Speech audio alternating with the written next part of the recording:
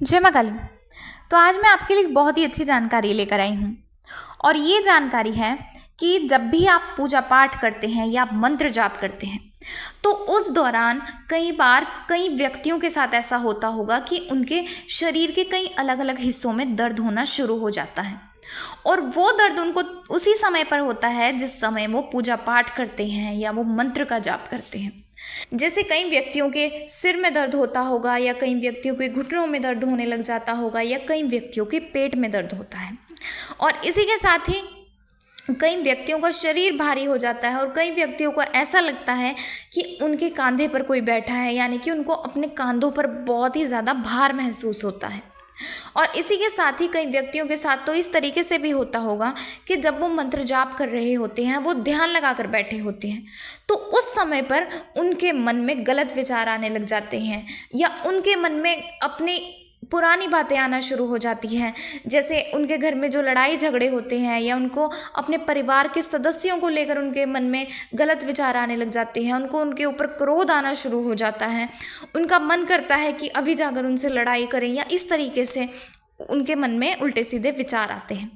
तो अगर आपके साथ भी इसी तरीके से होता है तो ये वीडियो आपके लिए बहुत ही ज़्यादा फ़ायदेमंद होने वाला है, क्योंकि इस वीडियो के माध्यम से मैं आपको यही बताने वाली हूँ कि आखिर आपके साथ ऐसा होता क्यों है, क्यों पूजा पाठ के दौरान आपके शरीर में दर्द होता है, आपके कंधे भारी होते हैं या आपको बहुत ही ज़्यादा गुस्सा आता है या आपके मन में गलत विचार आते हैं।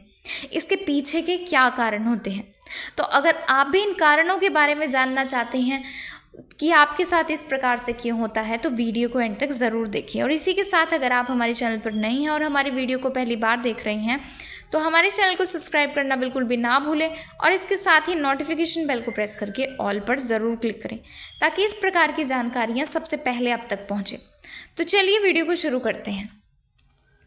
तो जब आप पूजा पाठ कर रहे होते हैं तो ये वो समय होता है जब आपके ईष्ट की ऊर्जा या आपके ईष्ट की शक्तियाँ आपको प्राप्त होती हैं। लेकिन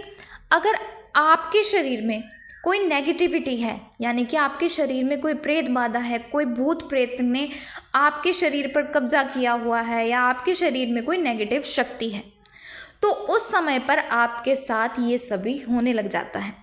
क्योंकि जब कोई देवी शक्ति आपके शरीर में आती है तो ये नकारात्मक शक्ति आपको कष्ट देना शुरू कर देती है ताकि आप उस कार्यों को ना कर पाएं। यानी मान लीजिए जैसे आप मंत्र जाप करते हैं या आप नाम जाप कर रहे होते हैं या आप हवन कर रहे होते हैं या आप मंदिर में जाते हैं, तो उस समय पर ये नेगेटिविटी चाहती है, ये नकारात्मक शक्ति चाहती है कि आप कभी भी पूजा पाठ ना करें या आप मंत्र जाप ना करें। क्योंकि जैसे जैसे आप मंत्र जाप करते हैं या आप हवन करते हैं या आप पूजा पाठ करते हैं तो उस नेगेटिविटी को कष्ट होना शुरू हो जाता है और वो जो नेगेटिविटी होती है वो अपने हर संभव प्रयास करती है कि आप अपनी पूजा को ना कर पाएं। तो इसी कारण से मान लीजिए अगर जो नेगेटिविटी होती है या जो पॉजिटिविटी होती है, यानी कि जो ये दोनों प्रकार की शक्तियाँ होती हैं, सकारात्मक भी और नकारात्मक भी, ये शक्तियाँ आपके शरीर के किसी एक स्थान पर बैठती हैं। तो इसी तरीके से जब नेगेटिविटी यानी कि नकारात्मक शक्ति, भूत प्रेत की शक्तियाँ आपके शरीर के कई हिस्सों पर आके बैठ जाती हैं, जैसे कई बार आपके वो घुटनों में बैठी होती है जिस कारण से आपको घुटनों में कहीं ज़्यादा दर्द होता है, आप चल फिर नहीं पाते, आप पूजा पाठ नहीं कर पाते, आप बैठ नहीं पाते, और अगर आप दवाई भी ले लेते हैं, आप डॉक्टरी इलाज भी करवाते हैं, उसके बाद भी आपके शरीर में आपको आराम नहीं मिलता। तो इसी कारण से अगर नेगेटिविटी आपके शरीर में आपके घुटनों पर बैठी है तो ऐसे में आपके घुटनों में दर्द होना शुरू हो जाता है। इसी तरीके से अगर नेगेटिविटी ने आपके सिर को जकड़ा हुआ है, आपके सिर पर बैठी है, तो ऐसे में जब भी आप पूजा पाठ करेंगे तो आपका सिर दर्द होना शुरू हो जाएगा, आपका सिर ऐसा हो जाएगा कि आप पूजा पाठ ही नहीं कर पाएंगे। अब इसके बाद जब नेगेटिविटी आपके कंधों पर बैठी होती है तो ऐसे में आपके कंधे भारी होना शुरू हो जाते हैं, क्योंकि जैसे कि मैंने आपको बताया कि नेगेटिविटी को आपके शरीर में कोई स्थान चाहिए होता है बैठने के लिए, तो ऐसे में वो आपके शरीर का कोई भी स्थान देख लेती है। जैसे आपके पेट में बैठ जाती है, आपके कंधों पर बैठ जाती है, आपके कमर पे बैठ जाती है, आपके घुटनों में बैठती है, तो उन्हीं स्थानों पे दर्द होना शुरू हो जाता है, जिस कारण से आप अपनी पूजा पाठ को सही तरीके से नहीं कर पाते। क्योंकि जब तक आपका मन एकाग्र नहीं होगा, आपके ईष्ट में नहीं लगेगा, तब तक आपको आपकी पूजा का फल नहीं मिलता। और ये नेगेटिविटी का यही एम होता है कि आप अपनी पूजा पाठ भक्ति को ना करें। अब इसके बाद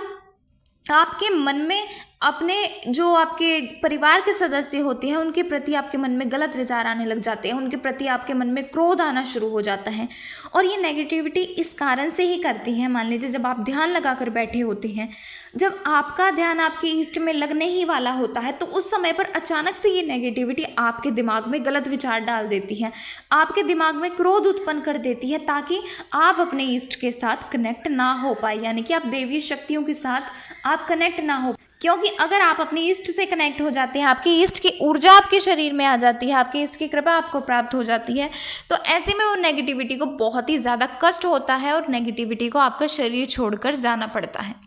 तो इस कारण से जब भी आप पूजा पाठ करते हैं, मंत्र जाप करते हैं, आपके साथ ये सभी परेशानियां होना शुरू हो जाती हैं। इसके यही कारण होते हैं। तो अगर आपके साथ भी इसी तरीके से होता है तो आप कोशिश कीजिए कि आप अपनी पूजा पाठ को ना छोड़ें, आप अपना ध्यान अपने ईष्ट में लगाएं। और चाहे आपके शरीर में कितना भी कष्ट हो, आप अपनी पूजा पाठ को ना छोड़ें। तो आशा है आपको ये जानकारी पसंद आई होगी और आपके लिए जानकारी फ़ायदेमंद हुई होगी।